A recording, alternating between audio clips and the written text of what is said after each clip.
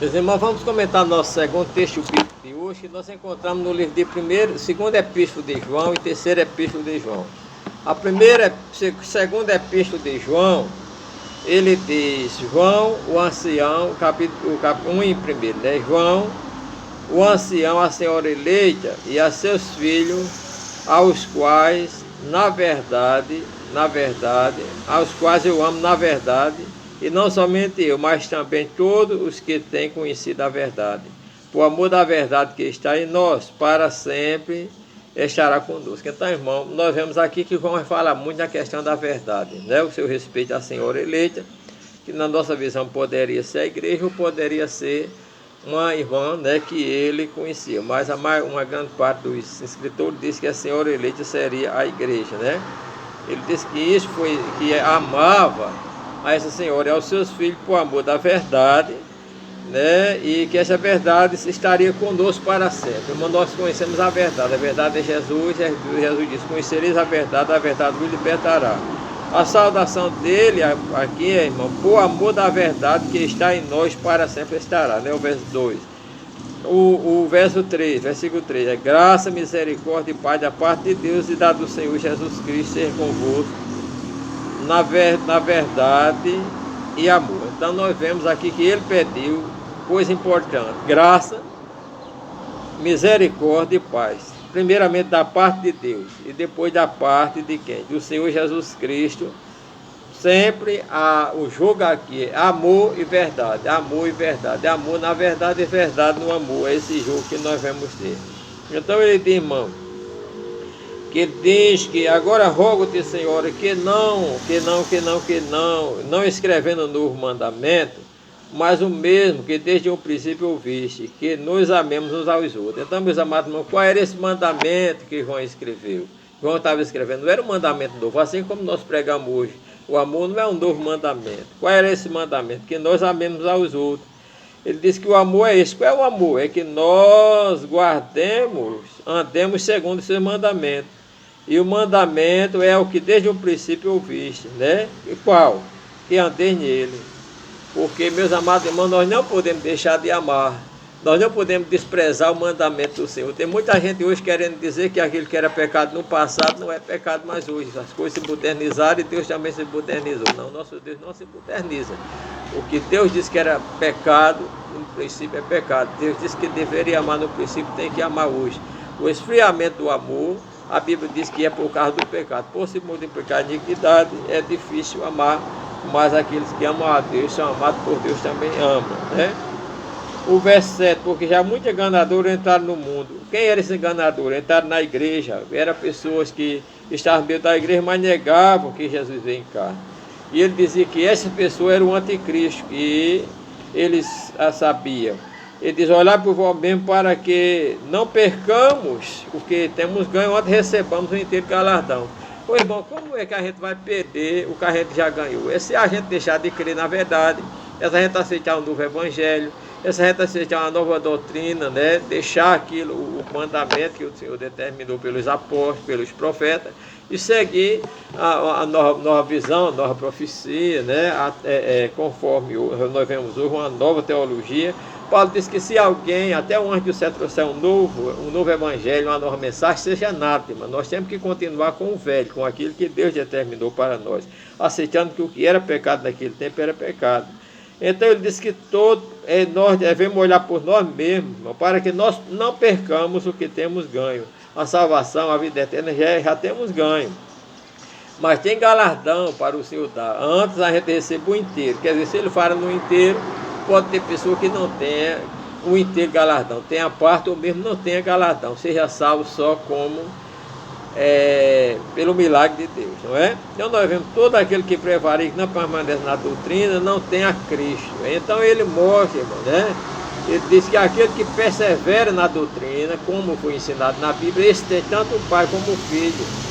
Ele diz que se alguém vem ter convosco, não tem essa doutrina, não receba em casa, nem tampouco o saudeis, porque quem o saúda tem parte da sua más obras.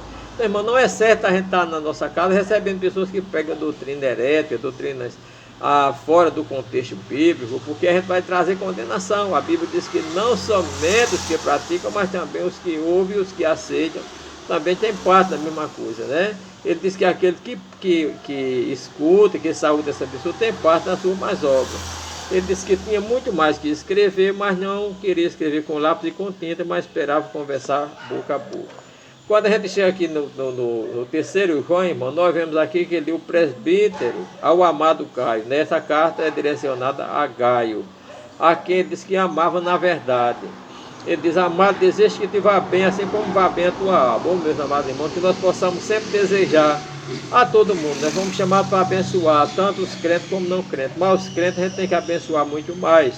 E como o crente ele tem a saúde física, tem a saúde da alma, foi que ele disse: eu desejo que ele te vá bem, que tenha saúde, assim como está bem a tua alma. Ele tinha certeza que a alma de Gaio estava bem. E a sua alma, como está? Porque muito me alegrei quando os irmãos vieram e testificaram na tua verdade, como tu andas na verdade. E vamos ver que essas duas cartas sempre falando verdade e amor. Verdade e amor. Que nós possamos permanecer na verdade, que é a palavra, né, irmão? Ele disse: eu não tenho maior prazer do que esse, de saber que os meus filhos andam na verdade. Olha, irmão, o versículo 5: amado, procede fielmente em tudo que faz para com os irmãos, como estranho. Nós devemos que muitos crentes só têm satisfação, você só anda praticando, dizendo que é crente dentro da igreja, mas quando chega no meio dos estranhos se solta, faz coisas erradas, desobedece. Então nós vemos, meus amados irmãos, o versículo diz: porque na presença da igreja testifica do teu amor, aos quais se te conduzir como é digno para com Deus, bem farás. Porque na verdade, irmão, é as pessoas, tanto de dentro como de fora da igreja, que vai dizer que a gente é crente. A gente é crente na igreja, mas fora da igreja desobedece, descumpre, peca, faz o mal. Então essas pessoas vão dizer: esse rapaz nunca foi crente. A gente só vai ser crente dentro da igreja. A gente precisa do testemunho dos que estão de fora. Paulo disse também na carta de Timóteo, como dos que estão de dentro, não é? Então nós vemos, meus amados irmãos, aqui Paulo fala que existia naquela igreja um rapaz chamado Diófite, que ele não recebia os irmãos, ele queria o primado, ele queria ser o primeiro, mas ele trazia palavras maliciosas contra o próprio João, e ele não recebia os apóstolos que eram enviados por João, e eles ainda expulsavam da igreja aqueles que recebiam esses irmãos enviados por João, uma vez que todo tempo teve gente ruim. Aí ele no versículo 1 diz: amado, não sigai o mal, mas o bem. Quem faz o bem é de Deus, mas quem faz o mal nunca tem visto a Deus. A prova que nós amamos a Deus é fazer o bem. Fazer o bem é também tratar os homens de Deus, a mulher de Deus, com elogio, com honra, receber. Mas aqui no versículo 12, irmão, dentro da igreja existia Demétrio. Demétrio diz que todos dão testemunho de Demétrio, até a própria verdade também. Nós testemunhamos dele, e vós bem sabeis que o nosso testemunho é verdadeiro. Coisa boa, irmão, quando as pessoas da igreja testemunham do irmão, da irmã, dizendo que é uma pessoa de bem, uma pessoa direita, né? A honra e a glória seja para Jesus, mas a gente precisa desse testemunho. Ele disse: eu também dou testemunho dele, vocês sabem que o meu testemunho é verdadeiro. Então, meus amados irmãos, nós vemos que existia dentro daquela igreja duas classes de crentes. O crente Deófite, ele queria o poder, queria ter o primado, queria ser o dono da igreja, mas maltratava os homens de Deus, os obreiros de Deus, não recebia os obreiros que eram enviados, e ainda dizia uma palavra maliciosa com João e com aqueles que recebia. E tinha um grupo que seguia ele, mas dentro da igreja também tinha Demétrio, que todos davam testemunho do bem dele, né? Inclusive o próprio João dava testemunho, e ele disse: você sabe que o meu testemunho é verdadeiro.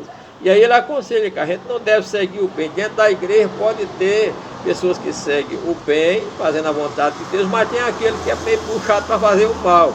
E nós devemos seguir, irmão, aqueles que têm um exemplo de vida, de santidade, de temor a Deus.